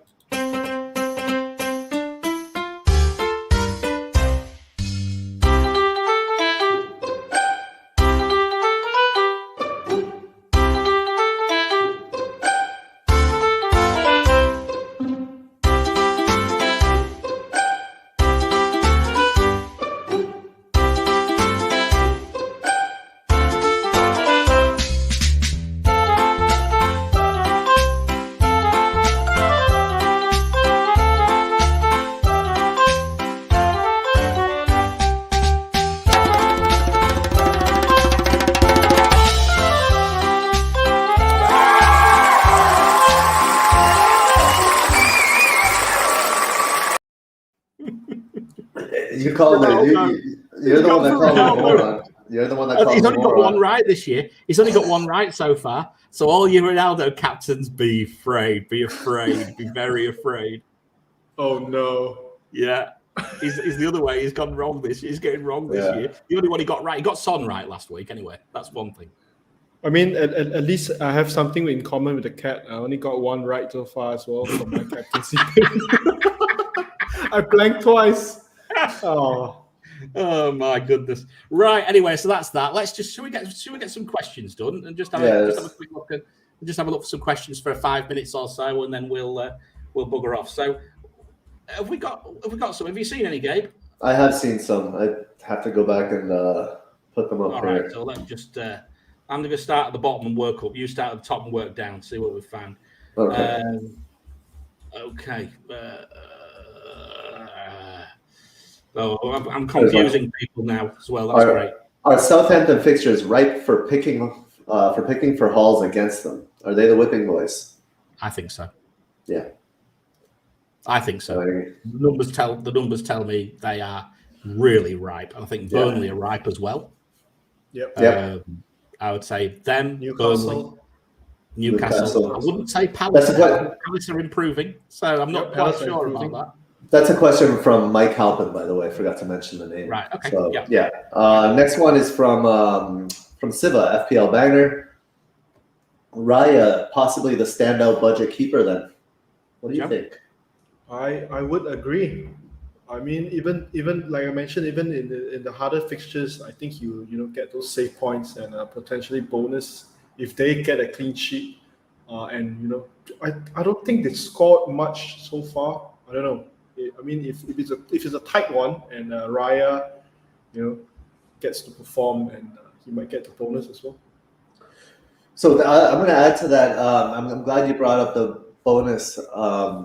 Joe, because I've been looking at baseline bonus, and Raya has the joint third most baseline bonus points.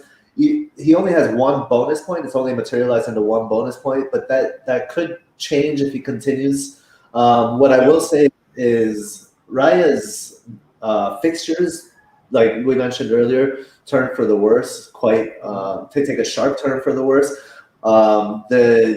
The other player with the joint third most bonus is at 55 baseline bonus is Guaita, and Palace's fixtures are mixed in the short term and good in the medium to long term. They improve, so I think maybe Guaita would be the better long term selection there than but better than Raya. We're gonna have to watch out. We're gonna have to watch our preseason stuff back, Gabe. I know, not ours. It's Hibbo. To be fair, it was Hibbo. Yeah. To be fair, it was Hibbo who said he wasn't going to own one all season. He said he'd be fine without owning any Palace players this season. So we'll see. No, I think he said ever. Got some more? I've got one here if you can't see one. Go for it. The wildcarders keep Shaw or get Reese in. That was from Suchet Kumar. Oh, this is a tough one. What do you think, Joe? Yeah, I mean, like we just say Shaw is a defensive Haul of the Week player, and we are not sure, but we expect him to be more involved in the attack once Ronaldo comes in. But at the same time, isn't Reece suspended? Isn't he suspended? Yeah. It's a wild card. 3 games, I think. It's a wild card decision, though. Yeah. The one thing, if you get rid of Shaw, you haven't seen Shaw with Cristiano, and I think that could be something special. So, but at the same time, I would want both. If I were on wildcard, that 5.0 to 5 million, I would get Reese, I would get Christensen, I would get Shaw, and I would get Trent, and I'd play it back for if I were on wildcard. And that's probably what I'll do on my wildcard in Gameweek 7.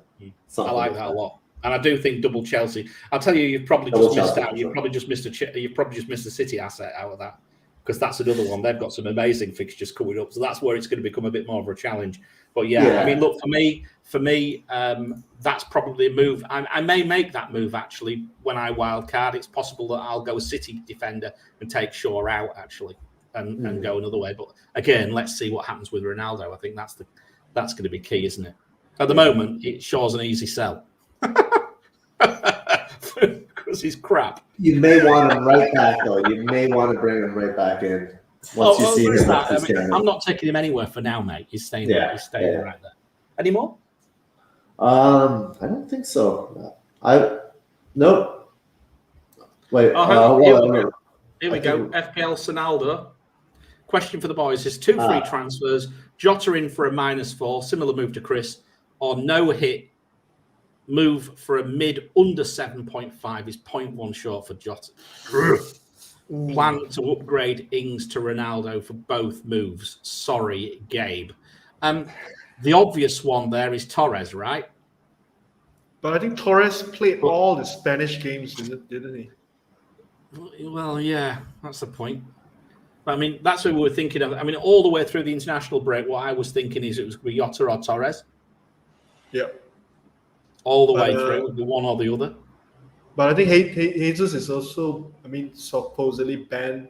So Jesus, Torres. Yeah, he's out, isn't he? I think. Yeah. Isn't he injured? No. He's in Brazil. He's part of the Brazilian ban. Right. Yeah. Okay. I mean, even so, we haven't get 100% confirmed that they are banned. They are just trying to work things out, I think.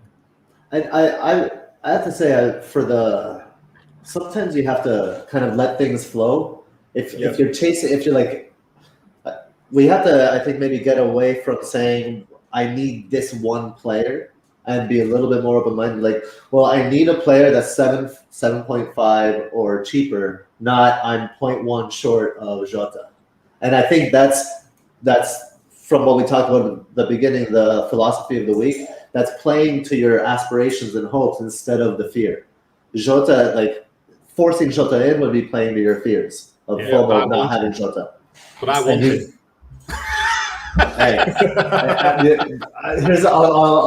There's another quote. This is from Bob Marley. Every need has an ego to feed. You know me well. Right, here's another one. We've asked this question and now put it on the screen, but he's asking too many questions, but we'll answer them anyway. So Susha again, keep Ben Rama or switch to Rafinha for Wildcard. For me, that is a hold. Yep. Agreed. Keep Ben Rama. Even so, because Rafinha is also involved in the Brazil. Yeah. And we've got Donny asking Bruno and Ings to Ronaldo and Jota using 2 free transfers. Seems an obvious move. Correct, folks. Well, I think if you ask Gabe, no, it's not that obvious. Me, we're going to have a vote here. Joe, yes or no? Yes. Yes. And it's a yes from me. And it's a no from Gabe. It's a no. Sorry, Gabe. It's too soon.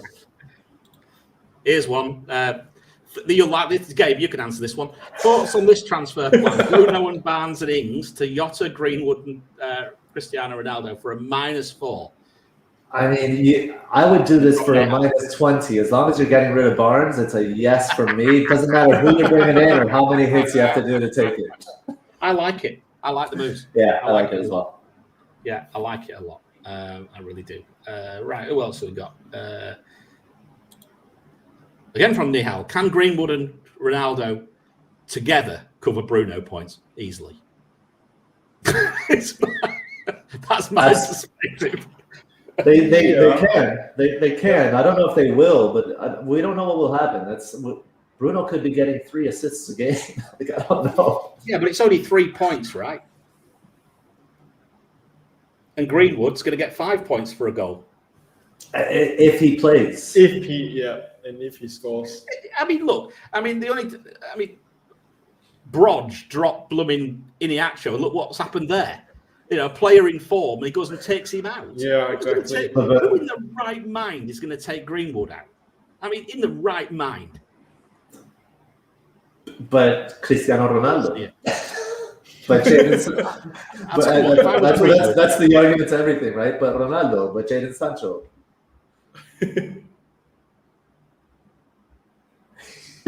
Well, that's what you get, man. We I lost. don't know what I did then. I don't know what I did then. I think it's a sign. It's a sign. If I was Greenwood and I was playing the way I am and I got took out for Ronaldo, I'd be right pissed off. Pissed off. Why? I mean, why? Well, it's I would. Ronaldo. What do you expect? Cover off. I It's want to be Ronaldo. playing. I want to be Yeah, it's playing. Ronaldo. Anyway, there we go. It took me an hour and 49 minutes to swear. Not like Neiman. Right. Happiest decision is selling Barnes. We've got a couple more and then we'll get out of here. I still have Wildcard. Barnes. You still have Barnes. Wildcard. I Backman, can't seem to Sanchez. get rid of him. Hey? Keeper on wild card. That's tough. I don't like Shaw, but maybe that might be the call. Shaw. Yeah. I want to say Guaita, but it's hard for me to say that. I can't really bring myself to say that yet. Crikey. With 30-second questions because we're really rushing through these now. Traore or Gray on a wild card? Gabe. Adama. Higher, more upside. Yeah, it has to be. Yeah, me too. It has to be. It's tough though because you've done a good job trying to sell Gray to me. Which defender below 6 do you think will get 2 returns over the next 4 weeks? Oh my God. What? Below 6 defender. Who's playing? Shaw. Kufal.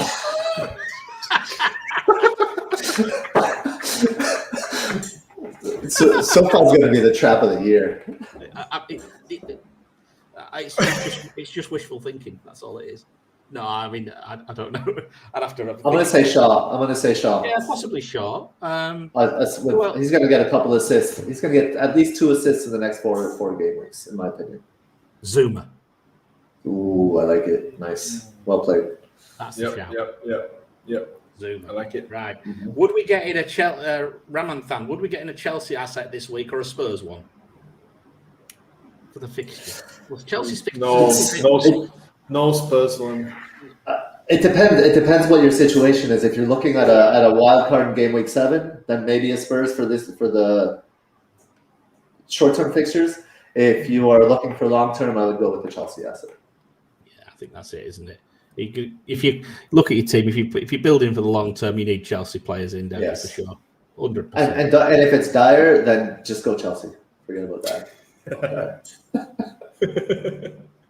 Right, Pavan, Son, Ings to Ronaldo and Trincao.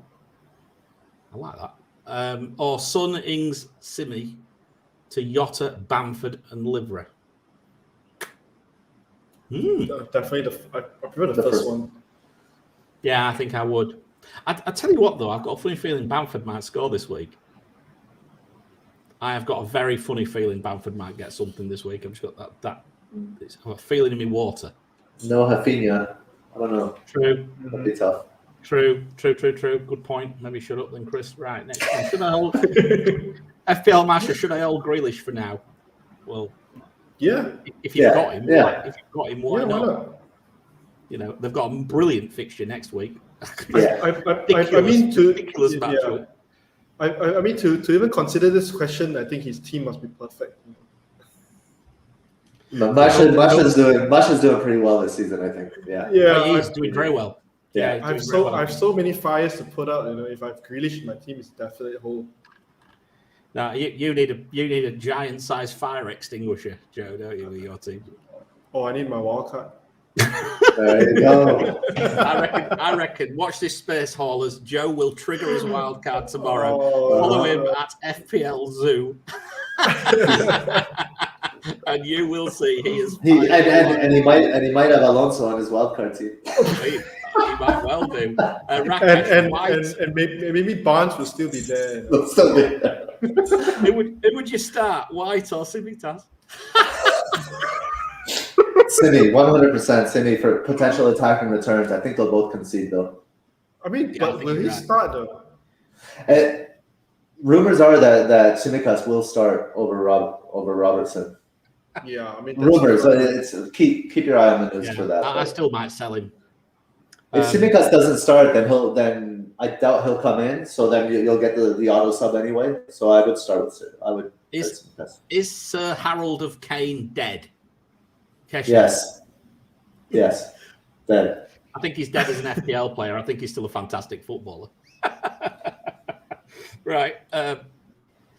Adip, should I hold Reguilon? You can say this for game week 5 or save a transfer to bring in Ronaldo in game week 6. I mean, they're playing Palace. They're playing Palace. Hold or save? Or save. What's that supposed to mean? Hold or save? Is that the same thing? What's he doing? Yeah. To bring in Ronaldo in 6. Well, I mean, I don't know exactly what his team is there. I'm not quite sure about that. I think Go ahead.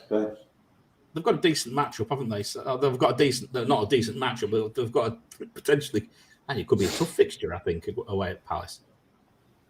Never easy there. I've always said that. Right, I think that'll do us. I think we're about done. Right. So, guys, 1 hour 55. I said it would be 1 hour 45. We're nearly there. It'll be nice. I'll be able to get to bed before 1 a.m. Thanks, Joe, for coming on earlier. I don't think Gabe's too appreciative, but I certainly am. Mate, Joe, thanks a lot for coming on, mate. It's lovely to see you. And I mean, look, I'll give the guys a shout. I'll give the guys a shout at FPL Expectations. They're good friends to Net That Haul. You can find Joe on FPL Expectations most weeks, I think is fair to say. So do find them on YouTube as well. You'll find Joe as well at Zoo FPL, ZHOU FPL, on Twitter as well. And he has some great stuff. Just wait till you get to the Wildcard. He'll give you a flow chart. And Gabe, as always, my chief mate and assistant, as always. Thank you very much, my friend. Nice to see you again. Always a pleasure, brother. Thank you.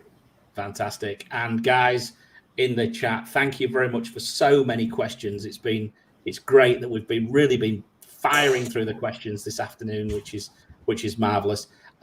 If you haven't already smashed that like button, please smash it. If you're the person who dislikes it, why? But anyway, you're entitled to your own opinion. But tell us why. Tell us why. Yeah, put it in the comments why you don't like it, and we'll improve. Hit the like button, hit the subscribe button, hit the bell, and we will see you all next week. And we've got Nima and Hibbo have got Nick Triggerlips on Monday night, as far as I know, on the Compass show. So keep an eye out for that as well. Apart from that, not a great deal else to say, apart from I hope you get green arrows. I hope you sleep at night. And whatever transfers you make, don't make them yet. Mariner, out.